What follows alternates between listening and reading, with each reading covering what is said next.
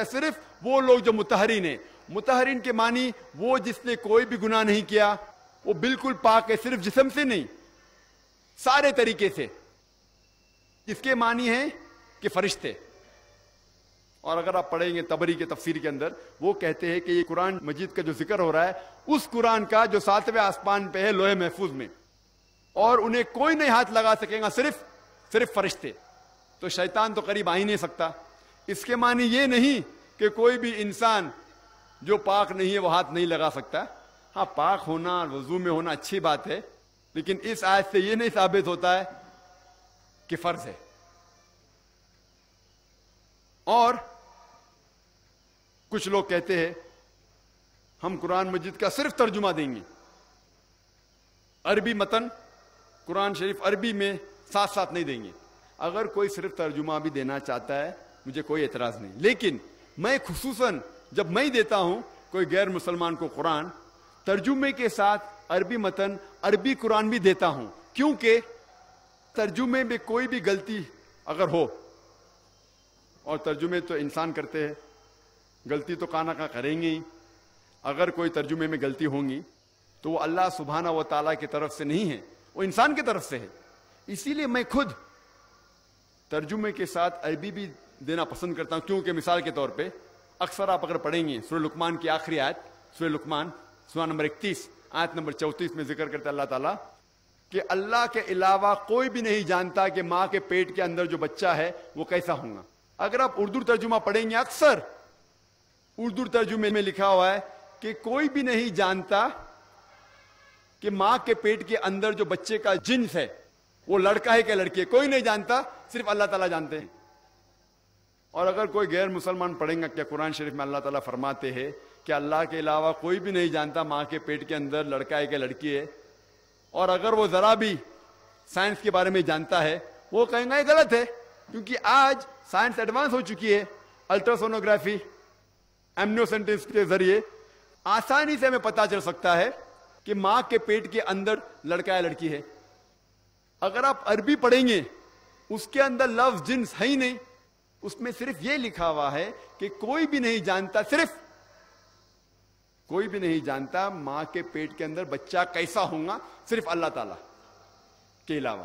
کیسا ہوگا کے معنی وہ ماں کے پیٹ کے باہر نکلنے کے بعد اچھا ہوگا یا برا ہوگا, معاشرے کے لیے فائدے مند ہوگا یا نقصان دار, وہ آخرت میں جنت جائے گا یا جہنم جائے گا, کوئی بھی نہیں جانتا. اور سارے ڈاکٹر سارے مشین بھی اکٹھا کریں گے تو کوئی بھی یہ نہیں کہہ سکے گا کہ وہ لڑکا وہ بچہ جنت میں جائیں گا جہنم میں جائیں گا. تو اس میں غلطی ہے ترجمے کرنے والے کی.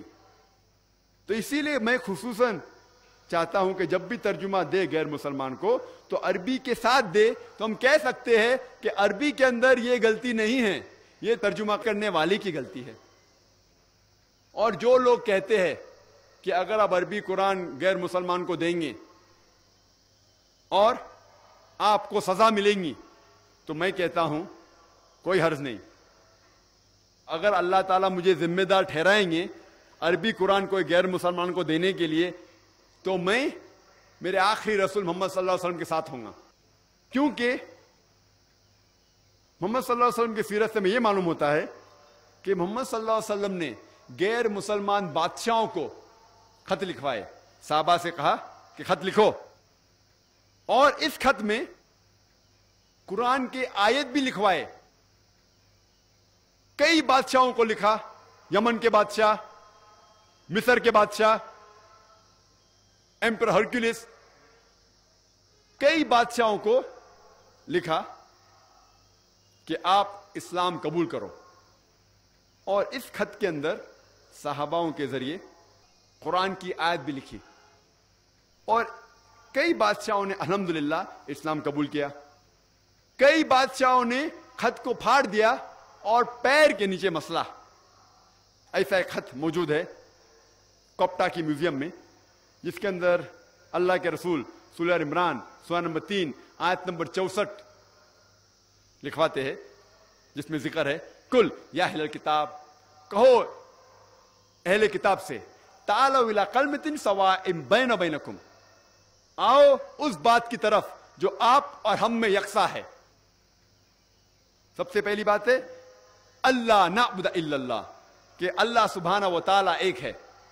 ولا نشرک بہ شیئا، اللہ کے ساتھ کسی کو شریک نہ کرے. ولا نشرک بہ شیئا ولا یتخذ بعضنا بعضا اربابا من دون اللہ، ہم آپ اور ہم میں سے اللہ کے علاوہ کسی کو رب نہ بنائیں. فَإِن تَوَلَّوْا فَقُولُوا اشْهَدُوا بِأَنَّا مُسْلِمُونَ، اگر وہ پھر بھی نہیں مانے تو آپ شہادت دو کہ ہم مسلم ہیں. یہ قرآن مجید کی آیت سورہ عمران سورہ نمبر 3 آیت نمبر 64 میں ہمیں ایک طریقہ دکھاتا ہے کس طریقے سے غیر مسلمانوں سے گفتگو کرنا چاہیے، بات چیت کرنا چاہیے، کس طریقے سے دعوت دینا چاہیے. اگر اللہ سبحانہ و تعالیٰ مجھے ذمہ دار ٹھہرائیں گے تو میں محمد صلی اللہ علیہ وسلم کے ساتھ ہوں گا. اور میں آپ سے ایک سوال پوچھنا چاہتا ہوں. آج دنیا میں لگ بھگ 1.5 کروڑ عرب ہیں جو کرسچن ہیں، کاپٹک کرسچن ہیں. 1.5 کروڑ، 150 لاکھ لگ بھگ عرب ہے جو کرسچن ہیں، عیسائی ہیں، جنم سے عیسائی ہیں، سینکڑوں سالوں سے عیسائی ہے. میں آپ سے یہ پوچھنا چاہتا ہوں یہ عرب عیسائی کو آپ کون سا ترجمہ دیں گے؟ قرآن مجید کا کون سا ترجمہ دیں گے؟ عربی زبان تو ان کی مادری زبان ہے، آپ قرآن مجید کا پھر سے عربی میں ترجمہ کریں گے؟ آپ اصل نسخہ دیں گے قرآن مجید کا، اصل نسخہ دیں گے عربی میں. اسی لیے میں کہتا ہوں کہ ہمارا فرض ہے کہ ہم قرآن مجید پڑھیں، سمجھے، عمل کرے اور باقی لوگوں کو قرآن کا پیغام پھیلائے. اکثر کئی مسلمان کہتے ہیں یہ قرآن مجید صرف عالم لوگ، صرف عالم علماء قرآن شریف کو سمجھ کے پڑھنا چاہیے. یہ قرآن مجید ایسی کٹن کتاب ہے، ایسی مشکل کتاب ہے کہ صرف عالم لوگ سمجھ سکتے ہیں، عام آدمی اسے نہیں سمجھ سکتا. کئی مسلمان کہتے ہیں کہ قرآن مجید کو سمجھنے کا کام صرف علماء کا ہے، صرف عالموں کا ہے، عام آدمی نہیں سمجھ سکتا.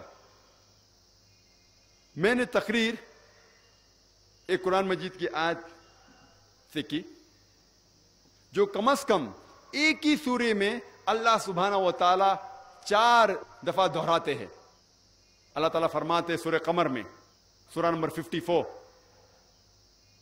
سورہ نمبر 54 اللہ تعالیٰ فرماتے آیت نمبر 17 میں، آیت نمبر 22 میں، آیت نمبر 32 میں اور آیت نمبر 40 میں وَلَقَدْ يَسَّرْنَا الْقُرْآنَ لِلذِّكْرِ فَهَلْ مِن مُدَّكِرٍ، ہم نے قرآن آپ کے لیے آسان بنایا، آپ سمجھ سکے اسے، آپ اسے یاد رکھ سکے. وَلَقَدْ يَسَّرْنَا الْقُرْآنَ لِلذِّكْرِ فَهَلْ مِن مُدَّكِرٍ، ہم نے یہ قرآن مجید آپ کو سمجھنے کے لیے آسان بنایا. آپ میں سے کون شخص اس کی بات نہیں مانیں گے؟ جب اللہ سبحانہ و تعالیٰ کئی آیتوں میں فرماتے ہیں کہ ہم نے قرآن آپ کو سمجھنے کے لیے آسان بنایا، آپ اللہ تعالیٰ کی بات مانیں گے یا وہ مسلمان کی جو کہتے صرف علماء کے لیے ہے؟ اور اللہ سبحانہ و تعالیٰ کئی آیت میں فرماتے سورہ بقرہ میں بھی لعلکم تعقلون، پھر آپ نہیں سمجھو گے. یعنی اللہ تعالیٰ چاہتا ہے کہ آپ قرآن مجید سمجھ کے پڑھو، لیکن اللہ سبحانہ و تعالیٰ اس کے ساتھ میں یہ بھی فرماتے ہیں سورہ نحل میں سورہ نمبر 16 آیت نمبر 43 میں اور سورہ انبیاء سورہ نمبر 21 آیت نمبر 7 میں اللہ تعالیٰ فرماتے فَاسْأَلُوا أَهْلَ الذِّكْرِ إِن كُنتُمْ لَا تَعْلَمُونَ، اگر آپ نہیں کچھ چیز کو سمجھتے ہیں تو ان سے پوچھئے جس کے پاس علم ہے. اگر آپ قرآن مجید کا ترجمہ پڑھ رہے ہیں اور چند آیت آپ کو نہیں سمجھ میں آتی تو اللہ تعالیٰ فرماتے ہیں فَاسْأَلُوا أَهْلَ الذِّكْرِ إِن كُنتُمْ لَا تَعْلَمُونَ، اگر آپ کو نہیں سمجھ میں آتا ہے تو ان سے پوچھئے جن کے پاس علم ہے. اگر آپ قرآن مجید کی آیت پڑھتے ہیں جس کے اندر سائنس کا ذکر ہے، آپ کس سے پوچھیں گے؟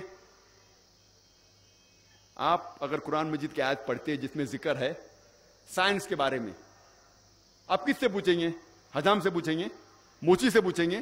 آپ پوچھیں گے سائنٹسٹ سے کیونکہ سائنٹسٹ سائنس کے میدان میں عالم ہے. اگر قرآن مجید کوئی بیماری کے بارے میں ذکر کر رہا ہے تو آپ کس سے پوچھیں گے؟ آپ ڈاکٹر سے پوچھیں گے, کیونکہ ڈاکٹر میڈیسن کے فیلڈ میں, بیماری کے میدان میں ماہر ہے. اگر آپ جاننا چاہتے نزول قرآن, یہ آیت کب نازل ہوئی, تو آپ پوچھیں گے اس عالم سے جو دارالعلوم میں 7 سال یا 14 سال پڑھا ہوا ہے. تو قرآن شریف میں یہ ذکر آتا ہے کہ ان سے پوچھئے جو اس میدان کا عالم ہے.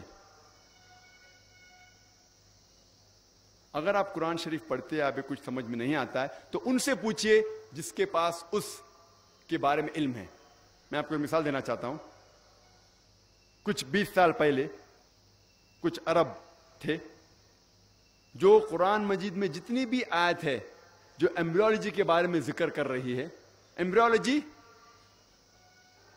کا مطلب کہ ماں کے پیٹ کے اندر کیسا بچہ بڑا ہوتا ہے, اسے کہتے ہیں انگریزی میں ایمبریولوجی. تو جتنی بھی آیت کے اندر ذکر ہوتا ہے ماں کے پیٹ کے اندر کس طریقے سے بچہ بڑا ہوتا ہے, اسے کہتے ہیں ایمبریولوجی. اس کی ساری آیتوں کا ترجمہ لے کے وہ جاتے پروفیسر کیت مور کے پاس. اور اس وقت کیت مور ساری دنیا کے سب سے ماہر ایمبریولوجسٹ تھے. وہ head of the department of anatomy in the university of Toronto, Canada کے تھے. وہ غیر مسلمان تھے, عیسائی تھے, لیکن اللہ تعالیٰ فرماتا ہے ان سے پوچھے جو ماہر ہے, بھلے مسلمان ہے غیر مسلمان ہے. تو یہ عرب انہیں قرآن مجید کا ترجمہ پیش کرتے جس میں ذکر آتا ہے کس طریقے سے ماں کے پیٹ کے اندر بچہ بڑا ہوتا ہے.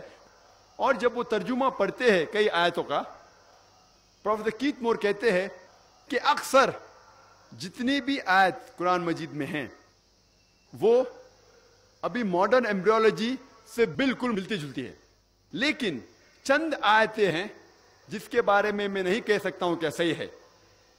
میں یہ بھی نہیں کہہ سکتا ہوں کہ غلط ہے کیونکہ میں خود نہیں جانتا. اور 2 آیتیں اس میں سے یہ تھی جو سب سے پہلے نازل کی گئی تھی سورہ اقرا سے یا سورہ الق سے, سورہ نمبر 96 آیت نمبر 1 اور 2, جس میں اللہ تعالیٰ فرماتے ہیں اقرا بسم ربک الذی خلق خلق الانسان من علق. پڑھو اللہ کے نام سے جس نے انسان کو بنایا ہے خون کے لوتڑے سے, لیچ سے, جوک سے. پروفیسر کیت مور نے کہا میں نہیں جانتا کہ بچہ جب ماں کے پیٹ کے اندر بڑا ہوتا ہے تو سب سے پہلے لیچ کی طرح دکھتا ہے. لیچ, جوک جو خون چوستا ہے. تو پروفیسر کیت مور اپنے لیبارٹری کے اندر گئے اور ایک بہت پاورفل مائکروسکوپ کے اندر دیکھا کہ ماں کے پیٹ کے اندر جو بچہ انیشیل سٹیج جو ہوتا ہے, ایک دم پہلی منزل کو مائکروسکوپ کے اندر دیکھتے ہیں اور جوک کی تصویر سے ملاتے ہیں اور حیران ہو جاتے ہیں کہ ہو بہو دونوں ایک دم یکساں ہے. اور جب انہیں لگ بھگ 80 سوال پوچھے گئے ایمبریولوجی کے بارے میں, تو انہوں نے کہا اگر آپ یہ سوال مجھے 30 سال پہلے پوچھے ہوتے, یعنی آج سے 50 سال پہلے, تو میں 50% سے زیادہ اس کے جواب نہیں دے سکتا تھا, کیونکہ ایمبریولوجی ایک ایسا سبجیکٹ ہے میڈیسن کا, ایک ایسا برانچ ہے جو ابھی چند سالوں میں کچھ ترقی کیا. اور جو بھی کچھ نئی چیز انہیں ملے پروفیسر کیت مور کو قرآن اور حدیث کے ذریعے, انہوں نے اپنی نئی کتاب ڈیولپنگ ہیومن 3 ایڈیشن میں انکارپوریٹ کیا, اس کے اندر داخل کی. اور اس کتاب کو نمبر 1 ایوارڈ ملا, سب سے بہترین کتاب جو ایک ڈاکٹر نے لکھی اس سال میں. اور اس کتاب کا ترجمہ الحمدللہ کئی زبانوں میں کیا گیا تھا.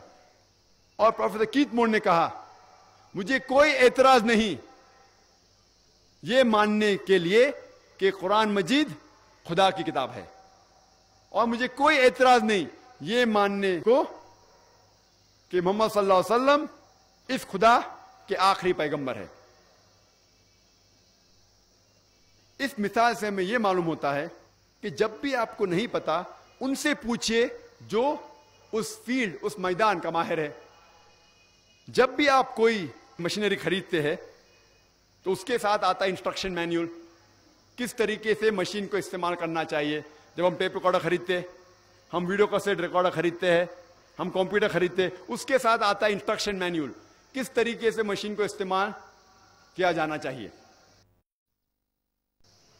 مثال کے طور پر اگر وی سی آر خریدتے تو اس میں لکھا رہتا ہے کہ ویڈیو کیسٹ پلے کرنے کے لیے کیسٹ ڈالو اور پلے کا بٹن دباؤ، روکنے کے لیے اسٹاپ کا بٹن دباؤ، فاسٹ فارورڈ کے لیے F بٹن دباؤ. ایک انسٹرکشن مینیول ساتھ میں آتی ہے.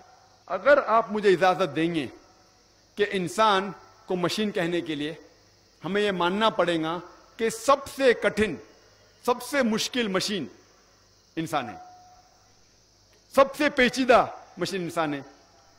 کیا اس مشین کے لیے کوئی انسٹرکشن مینیول کی ضرورت نہیں، کوئی کتاب کی ضرورت نہیں؟ اس مشین کی کتاب ہے اللہ کا آخری کلام قرآن مجید. اس قرآن مجید میں لکھا ہوا ہے کس طریقے سے اس مشین کی حفاظت کرنا چاہیے، کس طریقے سے اس مشین کو چلانا چاہیے، اس مشین کے لیے کیا کیا فائدے ہیں. ہر مشین کے ساتھ ایک کتاب آتی ہے. اس مشین انسان کی کتاب ہے اللہ کا آخری کلام قرآن. اور جب بھی آپ کوئی مشین خریدتے ہیں، اگر آپ جاپنیز مشین خریدتے ہیں اور جاپنیز کیٹلاگ آئیں گا، آپ پڑھ نہیں سکتے، آپ کیا کرتے؟ آپ بولتے دکان والے سے ہمیں ہندی کیٹلاگ دیجئے، اردو کیٹلاگ دیجئے تو کہ ہم سمجھ سکے. بھلے میں جاپنیز مشین استعمال کرتا ہوں لیکن میں انگریزی کیٹلاگ لیتا ہوں ساتھ میں، کیونکہ میں جاپنیز نہیں سمجھتا ہوں. تو اگر آپ عربی قرآن مجید نہیں سمجھ سکتے تو کم از کم اس قرآن مجید کا ترجمہ پڑھو اور سمجھو اور اس مشین کو صحیح طریقے سے استعمال کرو. میں ایک مثال پیش کرنا چاہتا ہوں آپ سے، ایک چٹکلا، ایک لطیفہ. جب موٹر کار ہندوستان میں سب سے پہلی بار آئی تھی تو لوگوں کو موٹر گاڑی چلانے نہیں آتا تھا، تو کمپنی کیا کرتی تھی؟ موٹر گاڑی کے ساتھ ڈرائیور بھی دیتی تھی. لوگ کو گاڑی چلانے نہیں آتا ہے، خرید کے کیا کریں گی؟ تو کمپنی موٹر گاڑی کے ساتھ ڈرائیور بھی دیتی تھی. تو ایک حیدرآباد کے نواب بہت امیر ایک بار ایک موٹر گاڑی خریدتے ہیں، تو اس کے ساتھ میں کمپنی ان کو ڈرائیور بھی دیتی ہے. تو ایک صبح نواب صاحب اٹھتے ہیں اور ڈرائیور سے کہتے ہیں ڈرائیور موٹر گاڑی تیار کرو، مجھے میری بیگم صاحبہ کو شاپنگ کے لیے لے کے جانے کا، شاپنگ کے لیے. تو ڈرائیور کہتا ہے نواب صاحب گاڑی خراب ہو گئی. نواب صاحب تیش میں آ کے کہتے گاڑی کوئی بھی حالت میں فوراً تیار کرو، مجھے میری بیگم صاحبہ کو شاپنگ کے لیے لے کے جانے کا ہے. تو ڈرائیور نواب صاحب سے کہتا ہے کہ گاڑی کو صحیح کرنے کے لیے مجھے ضرورت ہے 10 کلو گھی کی، اصل گھی، 20 کلو شہد، 30 لیٹر دودھ اور 40 کلو چاول، وہ بھی باسمتی چاول. تو نواب صاحب 10 کلو اصل گھی دیتے ہیں، 20 کلو شہد دیتے ہیں، 30 لیٹر دودھ دیتے ہیں اور 40 کلو چاول، باسمتی چاول دیتے ہیں. وہ ڈرائیور سب چیز لیتا ہے، اپنی بیگم صاحبہ کو دے دیتا ہے اور 15 منٹ میں گاڑی پھر سے اچھی ہو جاتی ہے. میں آپ سے یہ پوچھنا چاہتا ہوں آج کی تاریخ میں اگر آپ کا ڈرائیور کہے گا کہ مجھے گاڑی صحیح کرنے کے لیے 10 کلو گھی چاہیے، 20 کلو شہد چاہیے، 30 لیٹر دودھ چاہیے، 40 کلو باسمتی چاول چاہیے، تو اب کیا کریں گے؟ کیا کریں گے؟ کیا کریں گے؟ ہاں نہیں دیں گے. کیا کریں گے؟ ماریں گے. کوئی کہتا ہے نہیں دیں گے، کوئی کیا پیٹیں گے، کوئی کیا لات مار کے بھگا دیں گے. کیوں؟ بھلے ہم گاڑی ریپیئر کرنا نہیں جانتے لیکن کم از کم اتنا تو جانتے کہ گاڑی دودھ سے نہیں چلتی، چاول سے نہیں چلتی، گاڑی شہد سے نہیں چلتی. ہم بھلے میکینک نہیں ہیں لیکن ہمارے پاس گاڑی کا کم از کم اتنا علم تو ہے کہ وہ چاول سے نہیں چلتی، دودھ سے نہیں چلتی، شہد سے نہیں چلتی، گھی سے نہیں چلتی. اسی طریقے سے اگر ہر مسلمان قرآن کو کم از کم سمجھ کے پڑھے، بھلے ہم عالم نہیں ہیں، تو کوئی بھی مولانا، کوئی بھی عالم آپ کو گھمائے گا نہیں.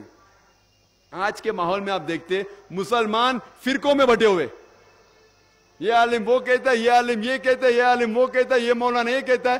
اگر ہم مسلمان قرآن مجید کو سمجھ کے پڑھے تو کوئی بھی مولانا آپ کو گھمائے گا نہیں، کوئی بھی مولانا آپ کو گمراہ نہیں کریں گا. یہ آج مسلمانوں کی حالت جو ہے، سب جگہ مسلمان پیٹے جا رہے کیونکہ ہم قرآن مجید سمجھ کے نہیں پڑھتے. اگر ہم قرآن مجید سمجھ کے پڑھے اور اکٹھا ہوں گے تو انشاءاللہ ہم مسلمانوں کے بیچ کوئی فرقہ نہیں ہوگا.